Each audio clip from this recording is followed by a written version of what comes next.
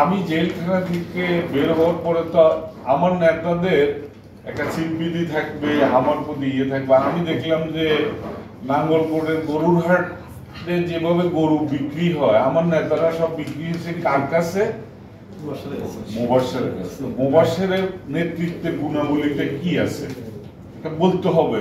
আপনাদের কাছে কি তার কাছে মানে এরকম কিছু আছে? আমি লন্ডন গেছি, মালিক সাহেব হলো সভাপতি। গফুর ভাই আপনার সম্বন্ধে আমরা সব জানি, আপনার অবস্থানও জানি। ওই যে সাংবাদিক সে বলতেছে আমি 17 বছর আসতে পারি না, আমার প্রাণনাশের ভয় আছে। প্রাণনাশের ভয় থাকলে রাজনীতি করবে কেন? রাজনীতি তো রাজার মতন চলতে হবে, আমার পিছনে আমার লোক থাকবে, আমাকে সিকিউরিটি দিবে কে? আমি 5 বছর এমপি ছিলাম। প্রথম দিন যখন আমি এমপি হইয়া শপথ নিয়ে আসছি, দেখি যে আমি যেখানে যাই পিছনে ওসি সাহেব গাড়ি একটা লইলে, আমি বললাম যে আপনি কেন? আপনাকে তো আমি বলিনি। কয় স্যার আপনার সিকিউরিটির জন্য। আমি বললাম যে না, আমার তো এত লোক ভোট দিছে, সিকিউরিটি দিব তারা, আমি আপনার সিকিউরিটি তো চাই নাই, চাইলে না আপনি আমাকে দিবেন। এখন যুগান্তরের সাংবাদিক এই খবরটা যদি দেয়, এটা তো তার উপকার হবে না। যে মুখ নেতা প্রাণনাশের ভয়ে, গফুর ভুইয়ার লোকজনের প্রাণনাশের ভয়ে ইয়ে করতে হবে। গফুর ভুইয়ার লোকেরা ঢুকতে দিবে না, অনুষ্ঠান করতে দিবে না। আপনি 2008 সালে আমার মনোনয়ন বৈধ রিটার্নিং অফিসার করলো, এরপরে যে আপনি টাকা পয়সা খরচ করে ইয়ে করে নির্বাচন করলেন, আপনি পরাজিত হইলেন, এই দোষটা কার? গফুর ভুইয়া। গফুর ভুইয়া আসি আপনার কাজটা করে নাই।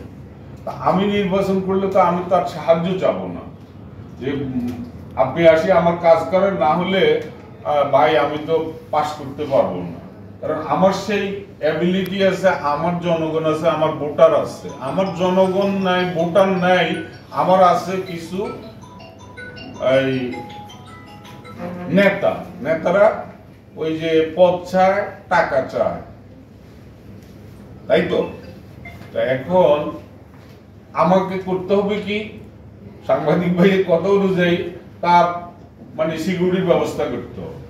এখন কি অবস্থাটা হয়েছে নাঙ্গলকোটে, এখানে তার নিরাপত্তা দেয় আওয়ামী লীগের যে খারাপ লোকগুলো ছিল, এগুলা সবগুলা কিন্তু এখন তার সাথে মিশে গেছে এবং তাকে এই নিরাপত্তাও দিতেছে, তার লোকদেরকে সাথে মিশে গেছে। এই কয়েকটা বিচ্ছিন্ন ঘটনা হয়েছে, সবগুলো এরকম অবস্থা হয়েছে। তো এগুলা তো তুলে ধরতে হবে।